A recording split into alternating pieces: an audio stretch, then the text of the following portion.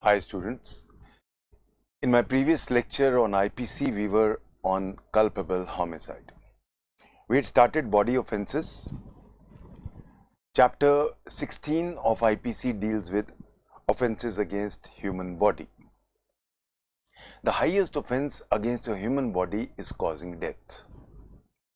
Now causing death बहुत तरीके से हो सकता है.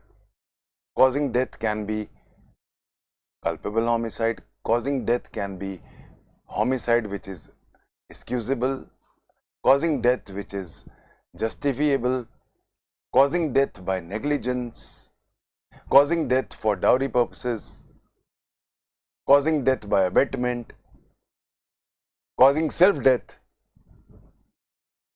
suicide, वगैरह वगैरह. We are now dealing with what we call culpable homicide. I told you that homicide becomes culpable only if it falls under section 299.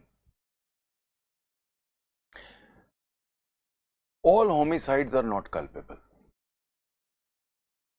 As I told you, there are lawful and unlawful homicides. Unlawful homicide, where a homicide will be punishable, is what we call a culpable homicide.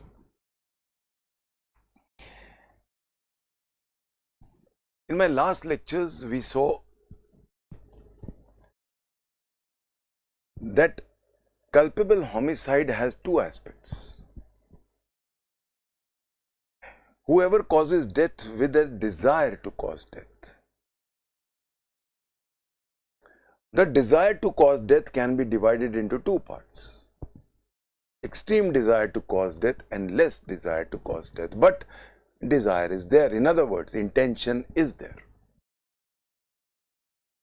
Where there is an extreme desire to cause death, I call it culpable homicide of the first degree. Where there is desire but not an extreme desire, there it is called culpable homicide of the second degree. Where there is no desire but there is foreseeability of consequences that death may be caused, is culpable homicide of the third degree.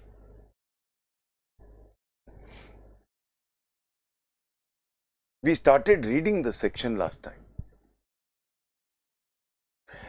Each word carries its own meaning and own weight. Whoever causes death, in fact, whoever causes पे हम पहला lecture में थे. Whoever causes को मैंने different parts में divide किया. The connection between the accused and the resultant death must be established. और मोती सिंह का उसमें बहुत important case था. Secondly, the cause must not be too remote. Remoteness of a cause. Thirdly, where the cause is concurrent. And fourthly,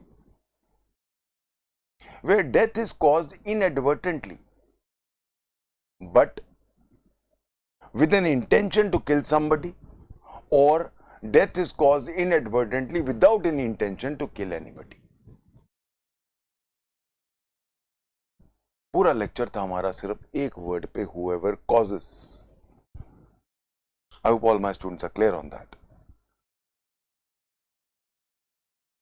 The next word is death. So let's now dissect the word death. Whoever causes death. The word death has been defined in IPC in section 46. Death denotes the death of a human being. Death appears death of a human being. और इसके ऊपर आ जाओ section 45 में life. Life means life of a human being. So 45 defines life and 46 defines death. Life of a human being. So that means death word cannot be used with any animal. IPC में जब भी word death use होगा वो सिर्फ और सिर्फ human being के लिए होगा।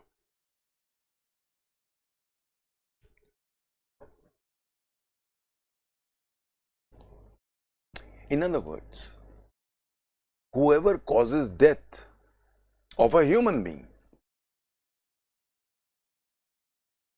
means that the word death, since it pertains only to a human being, there can be no transfer of malice from a human being to an animal or from an animal to a human being because of the word death. Because transfer of malice of death, where my intention is to cause death, and death only pertains to human beings. तो जहां पे मैंने एक कुत्ते को गोली मारी क्योंकि वो मुझे बहुत भौंकता था और गोली रिकोशे होके किसी इंसान को लग गई, I had intention to cause death word नहीं यूज कर सकता मैं कुत्ते के लिए. I had an intention to kill, not intention to cause death. So death word सिर्फ इंसानों के लिए है, इसीलिए ट्रांसफर ऑफ मैलिस इंसानों से इंसानों पे हो सकता है, जानवरों से इंसान पे या इंसानों से जानवरों पे नहीं हो सकता. बहुत बार इस पे क्वेश्चंस आ गए.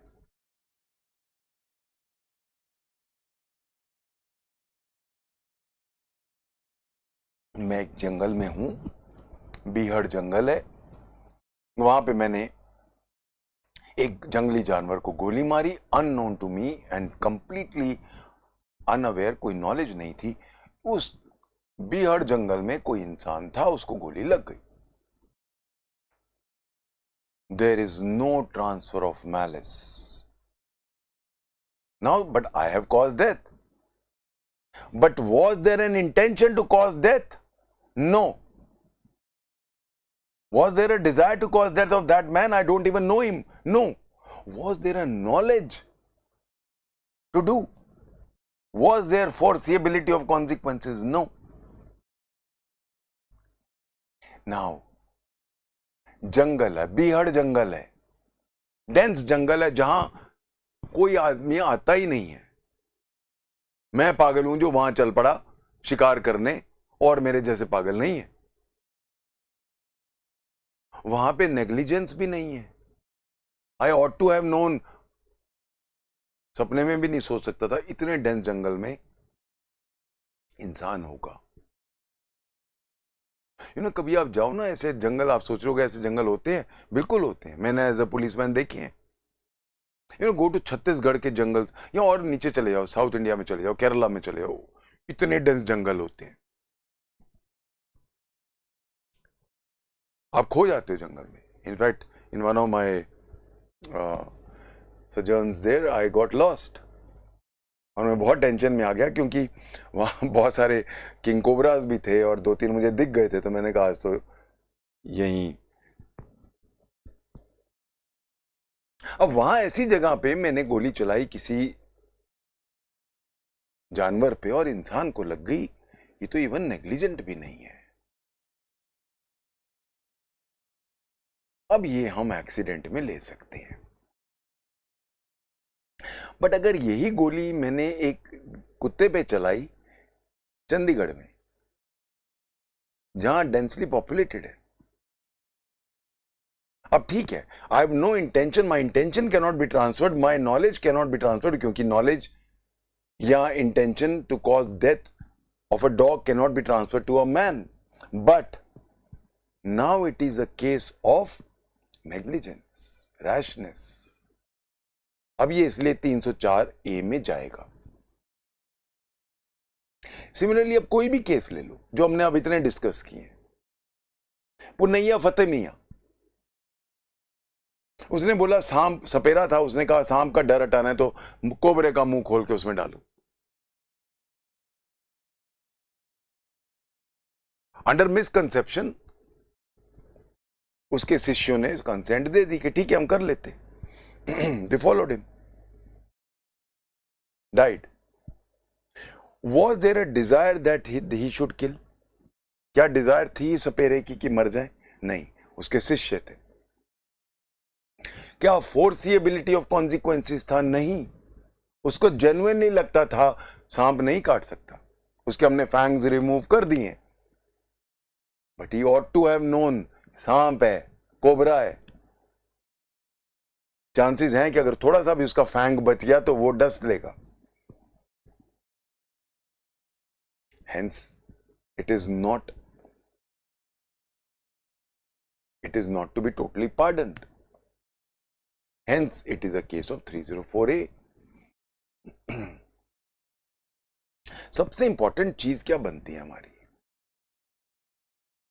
क्या मेरी डिजायर है? क्या मेरी फोर्सिएबिलिटी है? क्या मुझे पता है कि ये मर सकता है? ये दो मेन चीजें हैं सेक्शन 299 की.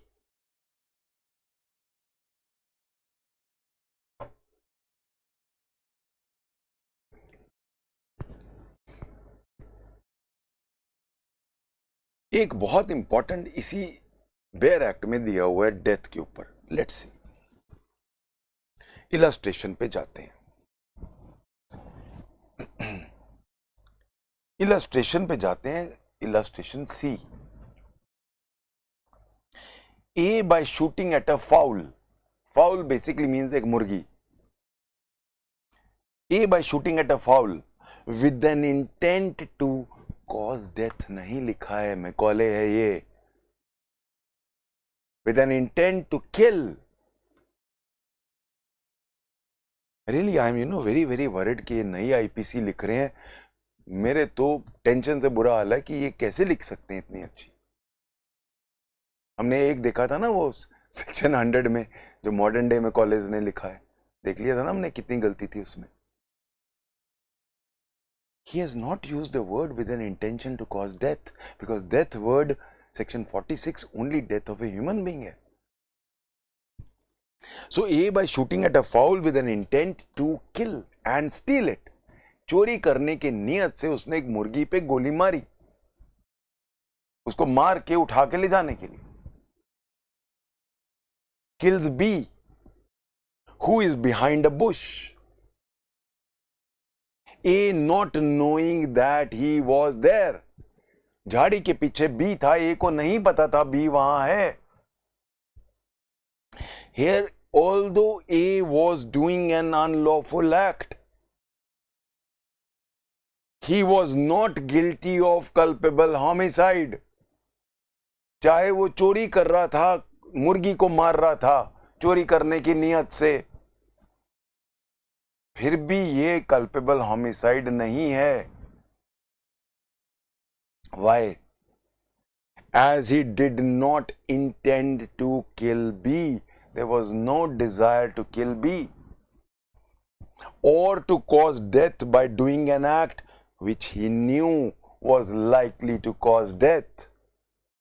ना उसको फोर्सिएबिलिटी ऑफ कॉन्सिक्वेंसेस था, ना उसका डिजायर था बी के साथ.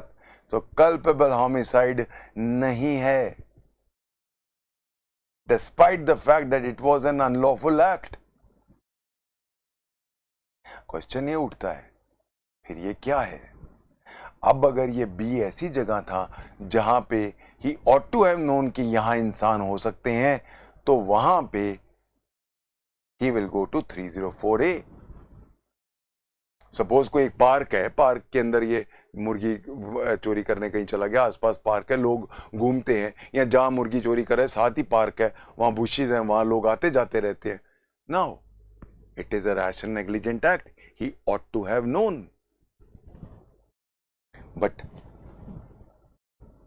यहां पे हमें कुछ क्लियर नहीं किया गया. अगर ऐसा क्वेश्चन आता है, हमें खुद इस चीज को एग्जाम में क्लियर करना है.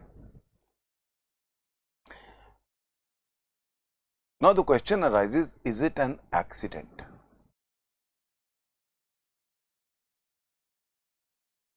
In an accident, it should be a lawful act by lawful means.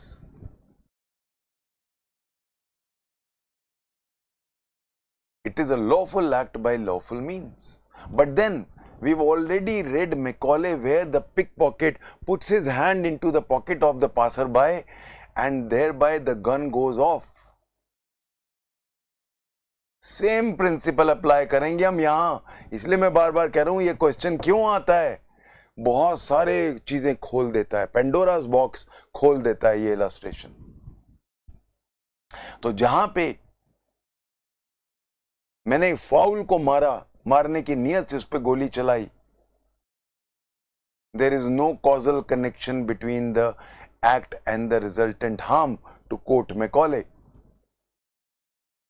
Hence, this cannot be taken. Now, this can be taken as merely attempt to steal, जैसा कि उस pickpocket के साथ हुआ था.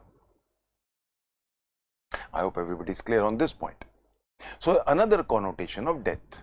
So, please remember, also I would just like to talk about one more thing. इसके जो illustration ए और बी हैं वो बड़े इंपॉर्टेंट है. ए और बी पे मैं थोड़ा सा बाद में आता हूं. ट्रांसफर ऑफ मैलिस पे हैं दोनों. I will come little letter. Let me first finish the word death.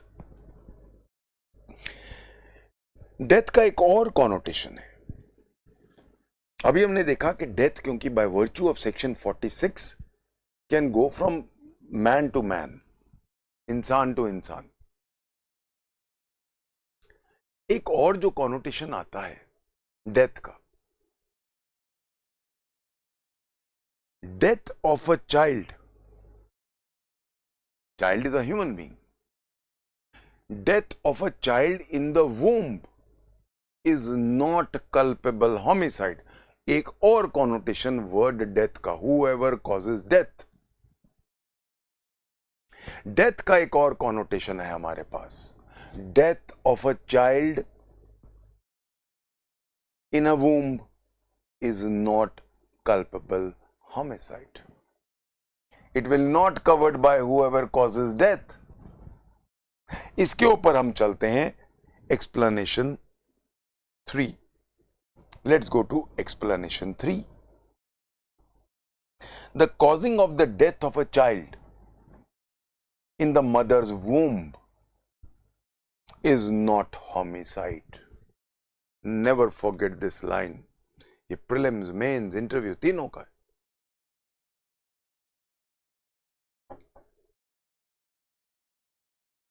Death of a child in the womb is not homicide. It can be feticide. It is not homicide. You know, we use different words for children's death. अगर वो वूम में है तो वो foetus होता है, तो हम यूज करते हैं foeticide. Side means killing. Killing of a foetus, foeticide. अगर वो बच्चा पैदा हो गया है और इन्फेंट को हम मारते हैं, जिसको हम कहते हैं infanticide, infanticide would be covered by culpable homicide. जब तक बच्चा वूम्ब में है वो होमिसाइड नहीं कहलाएगा, वो सेक्शन 299 में नहीं आएगा, बशर्ते प्रोवाइडेड अगर बच्चे का एक उंगली भी बाहर आ गई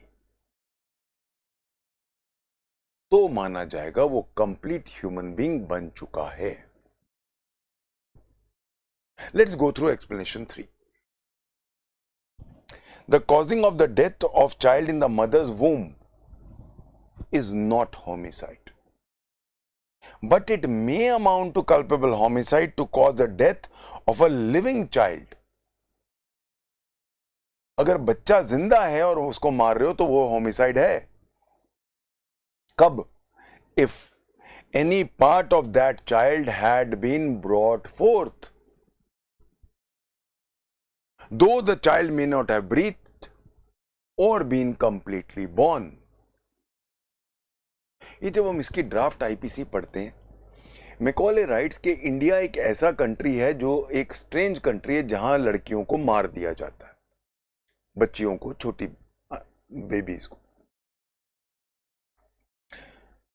इसीलिए कई बार क्या होता था कि बच्चा पूरा पैदा नहीं होता था, कई बार ब्रीच बेबी होता है, कई बार पैरों से पहले आ गया, तो पहले पता चल जाता था लड़की है, तो अभी पूरा बच्ची पैदा नहीं हुई इसको मार देते थे, या आधी पता चला ये लड़की है तो पहले ही उसके नाक बंद कर दिया और बेचारी बच्ची मर जाती थी। तो अगर एक भी हिस्सा बच्चे का बाहर आ गया तो फिर वो कल्पेबल होमिसाइड माना जाएगा। इसका मतलब है जब तक वो कंप्लीटली वूम्ब में है तब तक it will not be culpable homicide. But अगर एक भी उसका पार्ट बाहर आ गया, though the child is not completely born, सिर्फ पैर आ गया या सिर आ गया, whatever, then it is culpable homicide. और सेकंड है, though it may not have breathed. वो याद है आपने, एक मूवी आई थी, बड़ी हिट मूवी थी, 3 इडियट्स। उसके अंदर वो याद है, बच्चा पैदा होता है सांस नहीं ले रहा होता, इसीलिए जब बच्चा पैदा होता है उसको उल्टा लटका के डॉक्टर पीछे से मारता है, बच्चा एकदम सांस लेता है, रोता है, रोने का मतलब सांस लेता है। पर कई बार जैसा हमने 3 इडियट्स में देखा था, बहुत देर बच्चा ऑलमोस्ट 30-40 सेकंड्स नहीं लेता। तो अब अगर 30-40 सेकंड नहीं ले रहा तो वो कहेंगे तो मरा हुआ बच्चा पैदा हुआ था तो हमने क्या मारा। इस चीज को कवर कर रहा है ये सेक्शन, कि जहां बच्चा चाहे ब्रीद नहीं कर रहा या अगर पूरा पैदा नहीं हुआ और आपने उसको मार दिया तो भी वो कल्पेबल होमिसाइड माना जाएगा, basically to save the girl child. इसीलिए इसका बैकग्राउंड ही है। So please remember, a child in the womb, in other words, a fetus, is not subject to culpable homicide, provided if any part of that fetus is exposed, then it becomes culpable homicide. Or even if the child is born and it is not breathing, the accused cannot claim the benefit that since the child was born dead, so he has not killed. So even if the child is not breathing, will not give you a reason to kill it. You know, एक बहुत unfortunate है बात कि मैं तो I have remained in a state जहाँ पे काफ़ी फीटिसाइड इन्फेंटिसाइड होता है, अनफॉर्चुनेटली। यू नो, बच्चा जैसी पैदा होता है, अगर लड़की बच्ची, which is very very, I hope अब नहीं होता होगा, मैं जब ज्वाइन किया था सर्विस तब होता था, I am sure times have changed and if they have not, it's very very sad for our country. You know, जैसी बच्ची पैदा होती है तो यहाँ तो उसके मुंह के अंदर सैंड डाल देते हैं तो बेचारी चोक टू डेथ हो जाती है, या अफीम डाल देते हैं।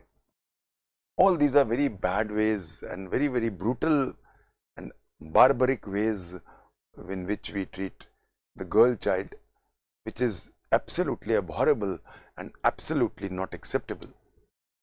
Okay, so I hope now you have all clear about the word death. So death का connotation क्या है? A, death 46, B, there is no transfer of malice because of 46, and C, death of a child in a womb का अलग connotation है, it is not culpable homicide. Next word is whoever causes death by doing an act. By doing an act.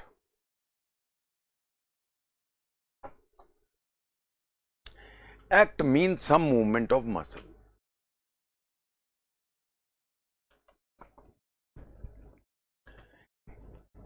Act can be anything.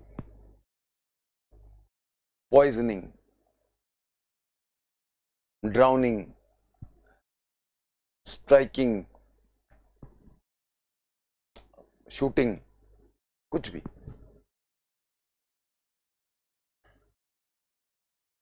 Any act has to be done. Without doing any act, I cannot cause death. That means the cause of death must be attributable to an act done by me. an act by me is a must.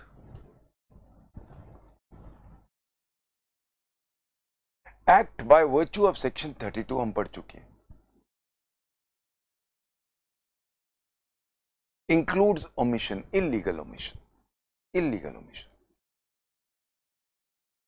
तो act या illegal omission से अगर मैंने किसी को मारा तो whoever causes death by doing an act includes illegal omission. Act के ऊपर एक बहुत मैकॉले ने एक बहुत अच्छा ड्राफ्ट आईपीसी उसके पेज 142 पे he is given a very beautiful example. Can speaking be an act? क्या कोई आदमी स्पीकिंग से किसी को मार सकता है? So is speaking an act? इसका क्लैरिफिकेशन देता है Macaulay on page 142 in his draft IPC. He says the reasonable course is to consider speaking as an act and to treat A as guilty of voluntarily causing culpable homicide if by speaking he has voluntarily caused Z's death. ये एक बहुत अच्छा aspect है जो उसने draft IPC में लिखा है 142 पेज पे. वो कहता है अगर उसको पता है कि अगर वो बोले और वो मर सकता है, he knows that the person can die, and he gives an example also. He gives an example. A has aneurysm, ANEURISM. A has aneurysm. Aneurysm basically means abnormal dilation of blood vessels. उसमें क्या होता है, blood vessels बहुत dilate हो गए होते हैं and थोड़ा सा भी कुछ अगर कुछ ऐसा एक्साइटिंग चीज हो जाए ऐसे एकदम उसको डरा दिया जाए तो ब्लड वेसल्स फट सकते हैं और हैमरेज की वजह से वो मर सकता है. अब उसको पता है कि ए सफरिंग फ्रॉम एन्यूरिज्म और वो सडनली आके he comes and shouts your wife is dead.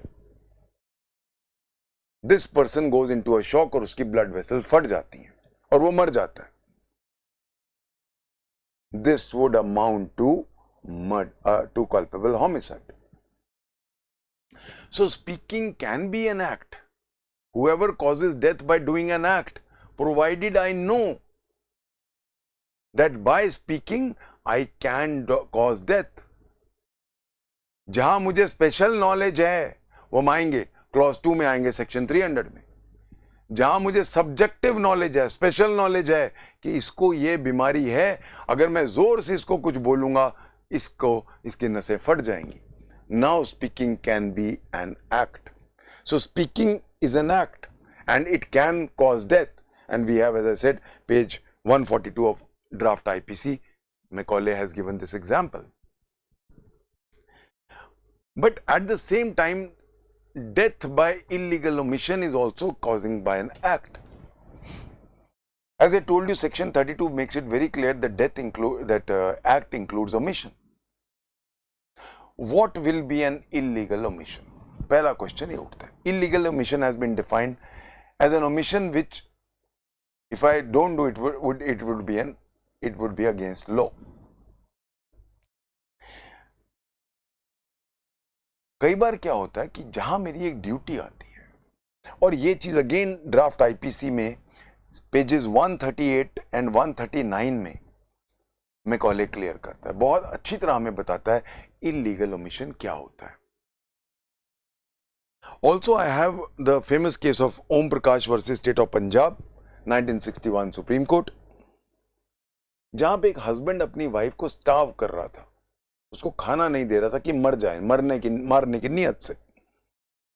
It was held as illegal omission. तो कायदे से इलीगल ओमिशन कब बनता है?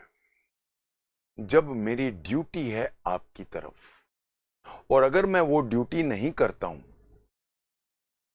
and the person can die, तब उसको illegal omission, whoever causes death by an illegal omission. Only omission will not only omission will not be illegal omission.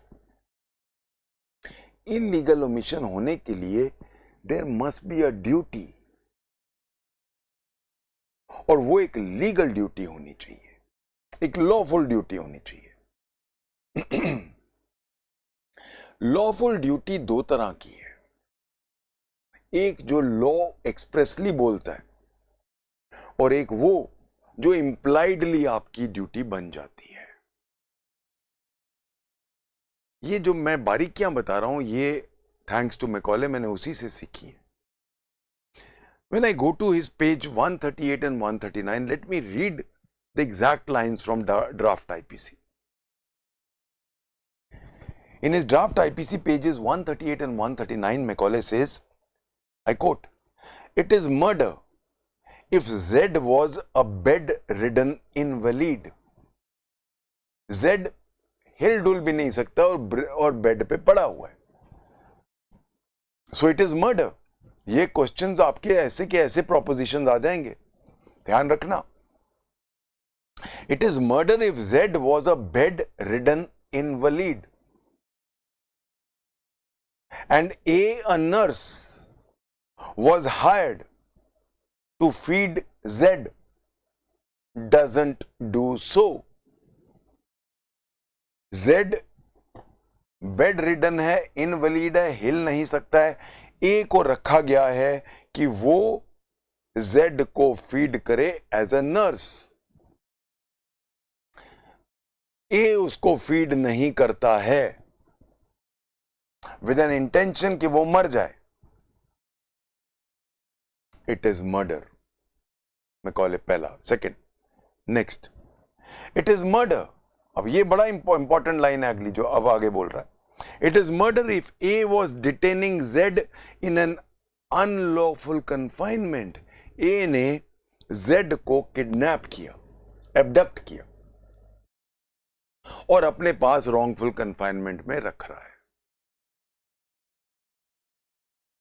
Now, moment he keeps him in an unlawful confinement, he contracts a legal obligation to maintain Z. मैं पढ़ता हूं, इसकी exact lines पढ़ता हूं. It is murder if A was detaining Z in an unlawful confinement and had thus contracted a legal obligation to furnish Z with all the necessities. तो जहां मैंने abduct किया और उसको भूखा बंद कर दिया और वो भूख से मर गया, मर्डर है. Next, it is not murder.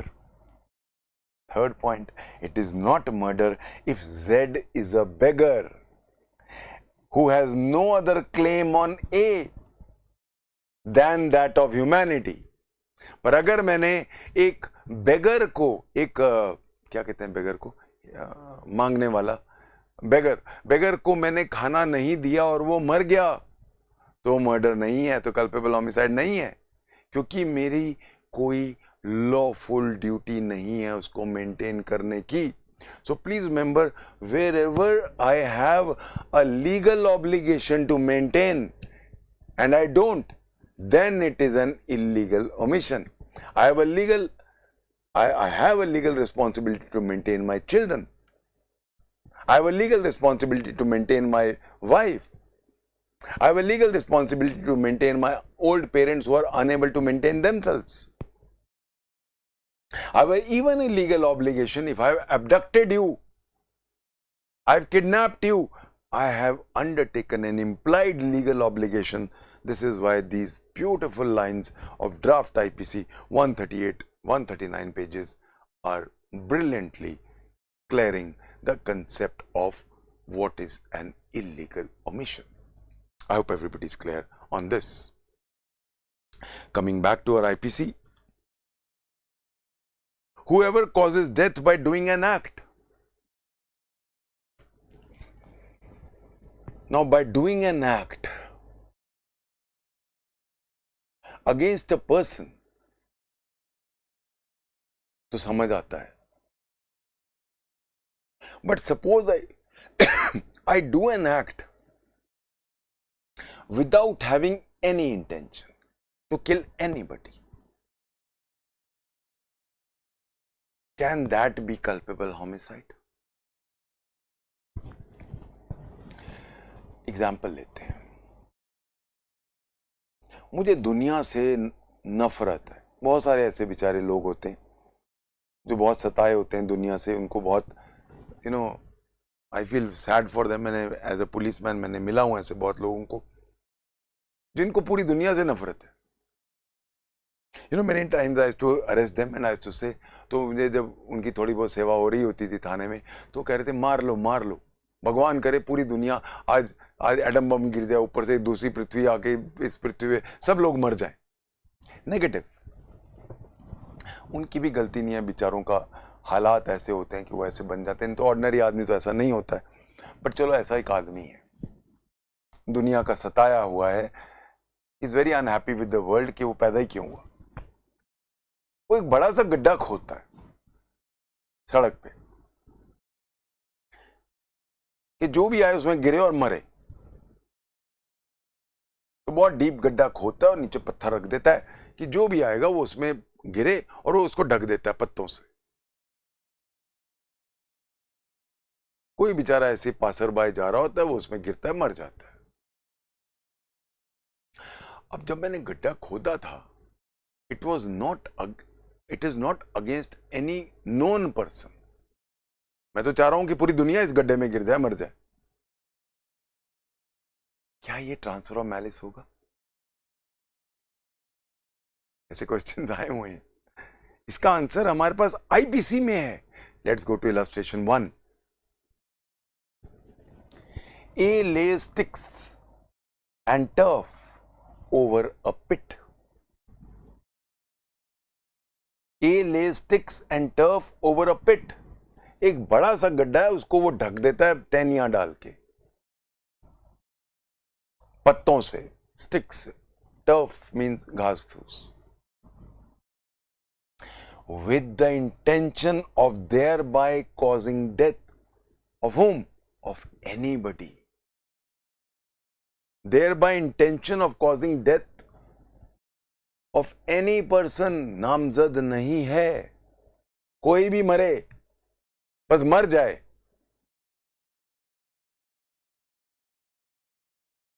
ये ट्रांसफर ऑफ मैलिस का ब्यूटीफुल एग्जाम्पल है। That means transfer of malice जरूरी नहीं है कि ट्रांसफर के लिए एक नोन पर्सन से दूसरे पर्सन पे जानी चाहिए कि जी मैं ए को मारना चाहता था, बी पे चली गई। ए की भी जरूरत नहीं है, कोई भी इंसान को मारने की नियत ट्रांसफर हो सकती है। Illustration A, let's go back. A lays sticks and turfs over a pit with the intention of thereby causing death, मैं अपने वर्ड्स यूज कर रहा हूं, of any person, of any unknown person, or with the knowledge that death is likely to be caused. Z, the intention was not to cause death of Z. A जानता भी नहीं है Z को। Z, believing the ground to be firm, treads on it, falls in and is killed. A has committed the offense of culpable homicide.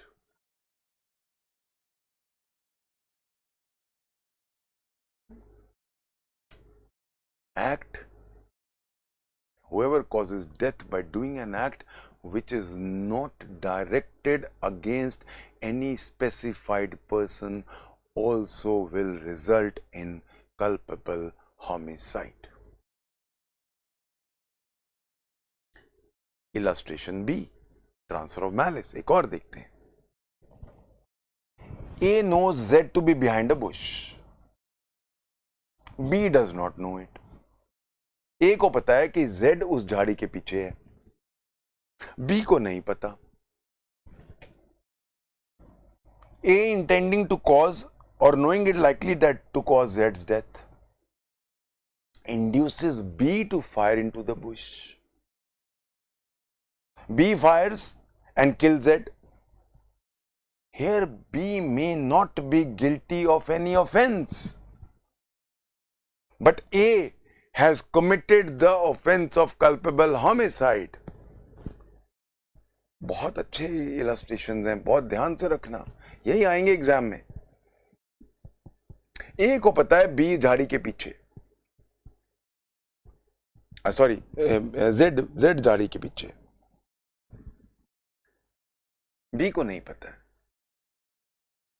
ए को पता है छोटी सी पतली सी वॉल है, इसके पीछे जेड है, जेड को मारना चाहता है, पर वो कहता है मैं क्यों मारूं. बी को आता है, कहता है तुम बड़ी गन नया लाया, तेरा एम कैसा है, कहता है बहुत अच्छा, कहता है अच्छा एक काम कर, वो शूट करके दिखा, वो जो पॉइंट है उस पे, उसके पॉइंट के पीछे जेड बैठा है. बी कहता है ये ले, वो गोली मार देता है, जेड मर जाता है. B may not be liable for culpable homicide, but he may be liable for causing death by rash and negligent act. ये थोड़ा ना आप गोलियां चलाते फिरो हर जगह. You can't be a trigger happy person. So B can be liable for causing rash and negligent act, but he neither had intention nor had foreseeability that Z was there. A is liable for culpable homicide. He had the desire and foreseeability, though B is not liable. ये तीनों illustrations कमाल के illustrations. I do not agree with James Stephen, who said the weakest part of IPC is section 299 culpable homicide. I think Stephen को समझ नहीं आया. जिसको समझ आ गया उसको weak नहीं लगेगा. Okay, coming back. Whoever causes death by doing an act. अब यहां पे 3 क्लॉजेस शुरू हो जाते हैं. तीनों क्लॉजेस जैसा कि मैंने शुरू में कहा था अलग अलग नहीं लिखे गए, पर इवन ऑनरेबल सुप्रीम कोर्ट की जजमेंट्स में हम clause A, clause B, clause C का रेफर करते हैं. डीम्ड क्लॉजेस हैं. Whoever causes death by doing an act A with the intention of causing death, with the intention of causing death, with the blatant intention of causing death, with an extreme desire to cause death. So with an intention here, I will use my own phrases, with an extreme intention of causing death. With an intention which is absolutely leaving no room for doubt. Where my intention is so clear. Let's take examples. Examples में हम actually तीनों clauses के बाद लेते हैं, पहले ही समझते हैं. Which will be the with an intention to cause death? 25 बार चाकू मारा, 6 की 6 गोलियां मार दी. कहां मारा? इंटेंशन कैसे आएगा? कहां मारा? कितनी फोर्स से मारा? जिसको मारा उसकी एज क्या थी? 1000 चीजें देखनी पड़ेंगी. पहला क्लॉज है intention. As I said, what is intention? Foreseeability of consequences plus desire. Here I will use the word intense desire. What is intention? Foreseeability of consequences plus desire. अब 299 में 2 जगह इंटेंशन है, 1 जगह नॉलेज है. पहला clause, whoever causes death with an intention to cause death, बस with an extreme intention to cause death, with an extreme desire to cause death, with an intention which leaves no room for doubt for even any reasonably prudent man that there was no other motive in my mind except to cause death. पहला part है. Second part. Or with the intention of causing such bodily, with the intention, or clause B, with the intention of causing such bodily injury as is likely to cause death. Likely. Intention, likely. Deemed क्या हो गया पहले clause में? Sufficient. So with an intention जो 100% death करेगी. दूसरे वाले में मेरी डिजायर तो है, पर डिजायर कम है. मारने की नियत है, पर वो नियत 100% मर जाए वैसी नहीं है.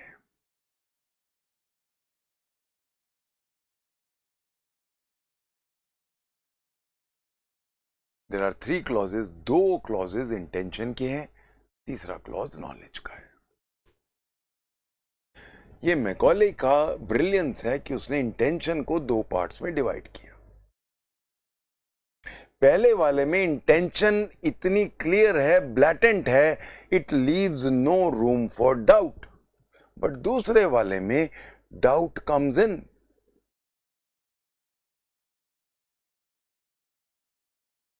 In second, desire is there, but my act is likely to cause death.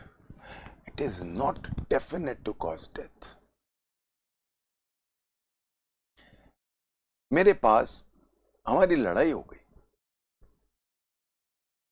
मैंने जिससे लड़ाई हुई वो 80 साल का इंसान है. मैंने एक लाठी उठाई और जोर से उसके एक बारी सिर पे मारी. मौके पे ही वो मर गया. What does it show? कल को वो कहेगा मैंने क्या किया सर, एक लाठी एक ही तो ब्लो मारा था. मुझे दिख रहा था वो 80 साल का इंसान है, और वो ब्लो मैंने इतनी जोर से मारा, जोर मेरी इंटेंशन दिखा रहा है. जोर दिखा रहा है मेरी intention. I have hit him with such force that he died on the spot. The fact that I used such brutal force shows my blatant intention, my extreme desire to kill. Suppose he was a young man. There was a rod lying and there was a stick lying. 20 साल का लड़का है. मैंने rod उठाई और rod उसके सिर पे मारी, और इतनी जोर की मारी कि वो वहीं मर गया. What is the intention? मौके पे मर जाए. बट सपोज मैंने, चाहे वो बूढ़े आदमी को ले लो चाहे यंग आदमी को, मैंने एक स्टिक उठाई, ये इवन अगर रॉड उठाई चलो, पर मैंने इतनी फोर्स से नहीं मारा कि मौके पे ही मर जाए, और एक ही ब्लो मारा. उसका सिर का हेयर लाइन फ्रैक्चर हो गया. अस्पताल में वो 20 दिन पड़ा रहा. 20 दिनों के बाद वो मर गया. अगर मैं चाहता ब्लो इतनी जोर की मारता कि वो वहीं मर जाता, या लाठी थी अगर, एक से ज्यादा बार जोर जोर की मारता. बट द फैक्ट कि मैंने एक ही बार मारा, इतनी जोर से नहीं मारा कि मौके पे ही वो उसका ब्रेन बाहर निकल आए, बट मैंने ऐसे मारा कि उसका सिर्फ हेयर लाइन फ्रैक्चर हुआ. यानी कि मैंने मारने की नियत तो है, सिर पे रॉड मार रहा हूं, बट मर जाए, 100% मर जाए, ये मेरी मंशा नहीं है. स्टैब कर रहा हूं उसको, उसके पेट में स्टैब किया, एक बार ही किया. और बार भी तो कर सकता था. हार्ट में मारता, पेट में क्यों मार रहा हूं, हार्ट में मारता, हार्ट में मारता. एक stab, only 1 stab wound, in the heart. Only one stab. But in the heart, direct intention to kill. But in the stomach, in the abdomen, only once. Probably there is no intention definitely to kill. Otherwise, I would have stabbed him 20 times. But suppose एक ही stab उसके abdomen में कर रहा हूं और चाकू को घुमा देता हूं, जो मैंने देखा है एज ए पुलिस ऑफिसर, बिल्कुल छेद हो जाते हैं. अब तो मर गया, अब तो नहीं बचने वाला, सब कुछ ग्राइंडर की तरह सब चला जाता है. वही एक्ट, एक ही चाकू है, पर एक चाकू मैंने मार दिया. अब कौन सा चाकू? खुखरी है, इतनी चौड़ी होती है. किचन नाइफ है, छोटा सा है. विल शो मेरी इंटेंशन क्या है, कितनी बार मार रहा हूं, कितने फोर्स से मार रहा हूं, कौन सा हथियार यूज कर रहा हूं, किसके ऊपर कर रहा हूं, कितनी एज का है वो, कितनी फोर्स से कर रहा हूं मैं.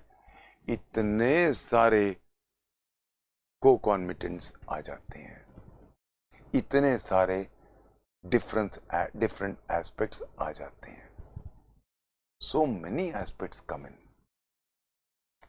That is the reason why no two cases are the same. No case can be superimposed on another case. Same अगर एक्ट भी हो, एक ही एक्ट है, एक ही डंडा मारा है, कितने फोर्स से मारा अलग, कितनी एज थी अलग, कहां मारा, सोच समझ के मैंने टेम्पोरल रीजन में मारा जो ज्यादा डेंजरस होता है. बहुत सारी चीजें होती हैं. Each matter is a question of fact. Each case differs from case to case. We can never generalize, and this is the reason why culpable homicide is such a complex matter. In the second clause, whoever causes death with an intention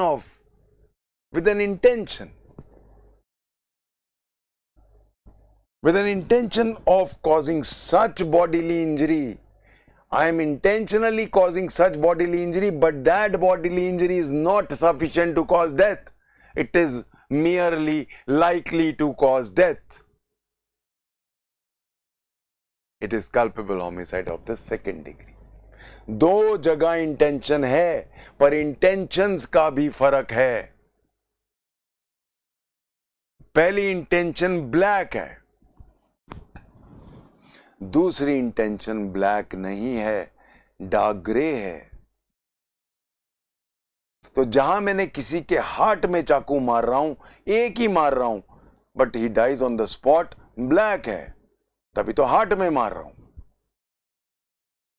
जहां उसके abdomen में मार रहा हूं, बच भी सकता है. जहां बच भी सकता है वो क्लॉज 2 में आता है, जहां बच ही नहीं सकता था वो क्लॉज 1 में आता है. ये फर्क है. डिजायर है मर जाए, और बिल्कुल मर जाए, किसी हालत में बचे ना, दूसरे में बच जाए तो बच जाए. ये फर्क है. I hope everybody is understood the depths of these two. The most important in clause 2, word in clause 2 is likely to cause death. So where मेरी चोट जो है वो definite to cause death है, ये देखेंगे, या likely to cause death है, ये देखेंगे. अगर वो definite to cause death है तो वो फिर मर्डर में जाता है. आगे जाके देखेंगे हम, उसकी सजा 302 में जाती है. जहां इंटेंशन है बट डेफिनेट डेथ नहीं है, लाइकली है, वो जाता है क्लॉज 2 में, यानी कि 304 पार्ट 1 में, जिसकी सजा डेथ नहीं है, लाइफ अप टू 10 years. क्यों? अब मेरी इंटेंशन डाइल्यूट हो गई, इंटेंशन डाइल्यूट हो गई, सजा डाइल्यूट हो गई. जितनी काली मंशा उतनी काली सजा. The darker the intention, the more stringent the punishment. ये बेसिक एस्पेक्ट है। आप एवरीबॉडी अंडरस्टूड दिस पॉइंट। अब हम आते हैं क्लॉज 3 पे। और with the knowledge that he is likely, दो चीजें, knowledge that he is likely by such act to cause death. Whoever causes death by doing an act with the knowledge that he is likely to cause death. दो words हैं, knowledge and likely, दोनों dilute कर रहे हैं। Knowledge means knowledge to do. Knowledge means many judgments where Supreme Court has clarified, Kesar Singh versus State of Haryana, Basdev versus State of Pepsu, बहुत है जहां supreme court ने clarify इसको किया है कि नॉलेज क्या होती है। Knowledge is foreseeability of consequences. There is no element of desire, there is always only foreseeability of consequences without desire for those consequences. जहां मैंने केसर सिंह में, जहां मैंने उसको कस्सी से मारना था, मैंने कस्सी उठाई और कस्सी से मारते वक्त कस्सी उल्टी कर दी और उसके जो हत्था होता है, जो डंडा होता है, उससे मारा, जो उसका शार्प पार्ट है उससे नहीं मारा। इसका मतलब है I had no desire to kill. नहीं तो कस्सी से मारता, वही मौके पे मर जाता। कस्सी को उल्टा करके एक बार सिर्फ सिर पे मारा, हेयर लाइन फ्रैक्चर हुआ no doubt, but I did not have the desire to kill. वो जो मैंने आपको पहले एग्जांपल दिया था, एक एडवोकेट फादर, ये picks up a paper knife, उसके लड़के, एक ही लड़का है उसका, उसने पेपर नाइफ उठाया और अपने लड़के को मारा। बहस हो गई, कहां मारा? अगर हार्ट में मारा तो there was a blatant intention to kill, पर उसने उसके एब्डोमेन में मार दिया, एक बार ही मारा।